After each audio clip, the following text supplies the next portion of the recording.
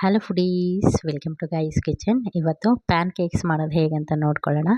Banana ಬಳಸ್ಕೊಂಡು ಮಾಡಿರ್ತಕ್ಕಂಥ PAN cake ಇದು. ನೋಡಿ ಎಷ್ಟು ಚೆನ್ನಾಗಿದೆ ಅಂತ. ಟೇಸ್ಟು ತುಂಬ ಚೆನ್ನಾಗಿತ್ತು. ನೀವು ಕೂಡ ಟ್ರೈ ಮಾಡಿ. ತಡ ಮಾಡದೆ ರೆಸಿಪಿ ಹೇಗೆ ಮಾಡೋದಂತ ನೋಡ್ಕೊಳ್ಳೋಣ. ಸರ್ವ್ ಮಾಡಬೇಕಾದ್ರೆ ಮೇಲಿಂದ ಈ ರೀತಿ ಹನಿ ಹಾಕ್ಕೊಂಡು ಸರ್ವ್ ಮಾಡಿ.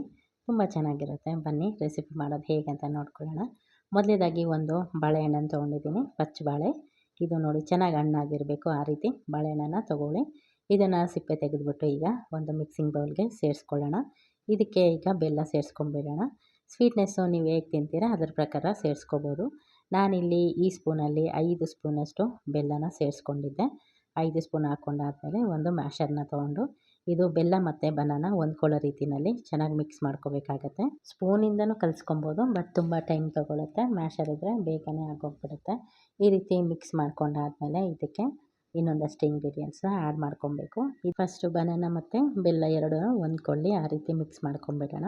ನೋಡಿ ಇಷ್ಟಾದರೆ ಸಾಕಾಗುತ್ತೆ. ಈಗ ಇದಕ್ಕೆ ಒಂದು ಚಿಟಿಕೆಯಷ್ಟು ಉಪ್ಪನ್ನು ಸೇರಿಸ್ಕೊಂಡಿದ್ದೀನಿ. ಹಾಗೆ ಒಂದು ಪಿಂಚಷ್ಟು ಬೇಕಿಂಗ್ ಸೋಡಾ ಅಥವಾ ಅಡುಗೆ ಸೋಡಾ, ಎರಡರಲ್ಲಿ ಯಾವ್ದು ಬೇಕಾದರೂ ಹೇಳ್ಬೋದು.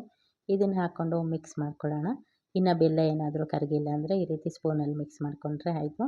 ಬೆಲ್ಲ ಕರಗಿದ್ದಾದಮೇಲೆ ಈಗ 1 ಸ್ಪೂನಷ್ಟು ಇದಕ್ಕೆ ಸೋಂಪನ್ನು ಸೇರಿಸ್ಕೊಳ್ತಾ ಇದ್ದೀನಿ. ಹಾಗೆ ಅರ್ಧ ಕಪ್ಪಷ್ಟು ಇಲ್ಲಿ ಗೋಧಿ ಹಿಟ್ಟನ್ನು ಹಾಕ್ಕೊಂಡಿದ್ದೀನಿ. ಅದಕ್ಕೆ 2 ಸ್ಪೂನಷ್ಟು ಮೊಸರು ಹಾಕಿ ಮಿಕ್ಸ್ ಮಾಡ್ಕೊಳ್ತಾ ಇದ್ದೀನಿ. ಫಸ್ಟ್ ಅರ್ಧ ಕಪ್ ಹಾಕಿದ್ದೀನಿ, ಮತ್ತು ಇನ್ನೂ ಒಂದು ಅರ್ಧ ಕಪ್ಪು ಸೇರಿಸ್ಕೊಳ್ಳೋಣ. ಫಸ್ಟು ಮೊಸರು ಜೊತೆಗೆ ಇದು ಹೊಂದ್ಕೊಳ್ಳಿ ನೀಟಾಗಿ.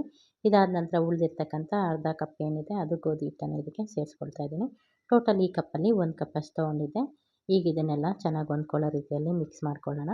ಇದಕ್ಕೆ ಸ್ವಲ್ಪ ನೀರು ಬೇಕನ್ನಿಸ್ತಾ ಇತ್ತು, ಅದಕ್ಕಾಗಿ ನಾನಿಲ್ಲಿ 1 ಟೇಬಲ್ ಸ್ಪೂನಷ್ಟು ನೀರನ್ನು ಸಹ ಹಾಕಿ ಚೆನ್ನಾಗಿ ಮಿಕ್ಸ್ ಮಾಡಿ ಇಡ್ತಾ ಇದ್ದೀನಿ. ಇದು ಚೆಂದ ಮಿಕ್ಸ್ ಆಗಿದ್ದಾದಮೇಲೆ ಒಂದು 15ರಿಂದ 20 ನಿಮಿಷ ಇದನ್ನು ರೆಸ್ಟ್ ಮಾಡಲಿಕ್ಕೆ ಬಿಟ್ಬಿಡೋಣ. ನೋಡಿ 20 ನಿಮಿಷ ಆಯಿತು, ಬ್ಯಾಟರ್ ಚೆನ್ನಾಗಿ ನೆಂದಿದೆ. ಈಗ ಒಂದು ಪ್ಯಾನ್ ಇಟ್ಕೊಂಡು ಅದಕ್ಕೆ ತುಪ್ಪನ ಸ್ಪ್ರೆಡ್ ಮಾಡ್ಕೊಳ್ಳೋಣ. ತುಪ್ಪದಲ್ಲೇ ಮಾಡ್ಕೊಳ್ಳಿ, ಇದು ಟೇಸ್ಟ್ ತುಂಬ ಚೆನ್ನಾಗಾಗುತ್ತೆ. ತುಪ್ಪನ ಸವರ್ಕೊಂಡ್ಬಿಡೋಣ ಪ್ಯಾನಿಗೆ. ಇದಾದ ನಂತರ ನಾವು ರೆಡಿ ಮಾಡಿ ಇಟ್ಕೊಂಡಿದ್ವಲ್ಲ ಬ್ಯಾಟರು, ಅದನ್ನು ಸ್ವಲ್ಪ ಸ್ವಲ್ಪನೇ ಹರಡ್ತಾ ಹೋದರೆ ಆಯಿತು. ಚಿಕ್ಕ ಚಿಕ್ಕದು ಪ್ಯಾನ್ ಕೇಕ್ಸ್ನ ಮಾಡಿಕೊಂಡ್ರೆ ಒಮ್ಮೆಗೆ ಎಷ್ಟಾಗುತ್ತೆ ನೋಡಿ ಅಷ್ಟು ಹಾಕ್ಕೊಂಬಿಡಿ. ಇದರಲ್ಲಿ ಒಂದು 5ವರೆಗೂ ಹಾಕ್ಕೊಬೋದಾಗಿತ್ತು, ಬಟ್ ನಾನಿಲ್ಲಿ 4 ಹಾಕಿದೆ. ಇದಾದ ನಂತರ ಮತ್ತೊಂದು ಬ್ಯಾಚಲ್ಲಿ ಹಾಕ್ಕೊಂಡ್ರೆ ಆಯಿತು ಅಂತ. ಈಗ ಸ್ಪ್ರೆಡ್ ಮಾಡಿದ್ದಾದಮೇಲೆ ಮೇಲಿಂದ ತುಪ್ಪನ ಹಾಕ್ಕೋಬೇಕಾಗತ್ತೆ. ನೋಡಿ ಕಾಣ್ತಾ ಇರ್ಬೋದು, ಆಲ್ರೆಡಿ ಬೇಯ್ತಾ ಇದೆ. ಇದಕ್ಕೆ ತುಪ್ಪ ಮೇಲಿಂದ ಸವರ್ಕೊಂಡ್ರೆ ಆಯಿತು. ಎರಡು ಬದಿಯಲ್ಲೂ ತುಪ್ಪ ಹಾಕ್ಕೋಬೇಕಾಗತ್ತೆ. ಈ ರೀತಿ ಎಲ್ಲದಕ್ಕೂ ತುಪ್ಪ ಹಾಕಿದ್ದಾದಮೇಲೆ ಈಗ ಅದನ್ನು ಬೇಯಲಿಕ್ಕೆ ಬಿಡೋಣ. ಆದಷ್ಟು ಇದನ್ನು ಮೀಡಿಯಮ್ ಟು ಲೋ ಫ್ಲೇಮಲ್ಲೇ ಮಾಡ್ಕೊಳ್ಳಿ, ಆವಾಗಲೇ ಇದು ಚೆನ್ನಾಗಿ ಬೇಯುತ್ತೆ. ಬೇಯೋದಕ್ಕೆ ಸ್ವಲ್ಪ ಸಮಯ ತೊಗೊಳುತ್ತೆ, ಹಾಗಾಗಿ ನೀವು ಸ್ವಲ್ಪ ಪೇಷನ್ಸಿಂದ ಇದನ್ನು ಮಾಡ್ಕೋಬೇಕಾಗುತ್ತೆ. ನಂತರ ನೋಡಿ ಒಂದು ಕಡೆ ಆಗಿದ್ದಾದಮೇಲೆ ಇದನ್ನು ಮತ್ತೊಂದು ಕಡೆಗೆ ಟರ್ನ್ ಮಾಡ್ಕೊಳ್ಳೋಣ. ಇನ್ನೊಂದು ಕಡೆಯೂ ಅಷ್ಟೇ ಬೇಯೋದಕ್ಕೆ ಒಂದು 3ರಿಂದ 4 ನಿಮಿಷ ತೊಗೊಳುತ್ತೆ. ಆದಷ್ಟು ಸಣ್ಣ ಊರಿನಲ್ಲಿ ಇದನ್ನು ಮಾಡ್ಕೋಬೇಕಾಗತ್ತೆ. ತಿನ್ನೋದಕ್ಕೆ ತುಂಬ ರುಚಿಯಾಗುತ್ತೆ. ಬನಾನ ಇದ್ದಾಗ ಈ ರೀತಿ ಟ್ರೈ ಮಾಡಿ. ಇದ್ರ ಜೊತೆಗೆ ಏನು ಬೇಕಂತ ಅನಿಸೋದಿಲ್ಲ. ಇದ್ರ ಜೊತೆ ನೀವು ಹನಿ ಜೊತೆಗೆ ಸರ್ವ್ ಮಾಡ್ಬೋದು, ತುಂಬ ಚೆನ್ನಾಗಾಗುತ್ತೆ. ಒಮ್ಮೆ ಟ್ರೈ ಮಾಡಿ ನೋಡಿ. ಇಷ್ಟ ಆಯಿತು ಅಂದರೆ ಗೊತ್ತಲ್ಲ, ಒಂದು ಲೈಕ್ ಮಾಡೋದನ್ನ ಮರಿಬೇಡಿ.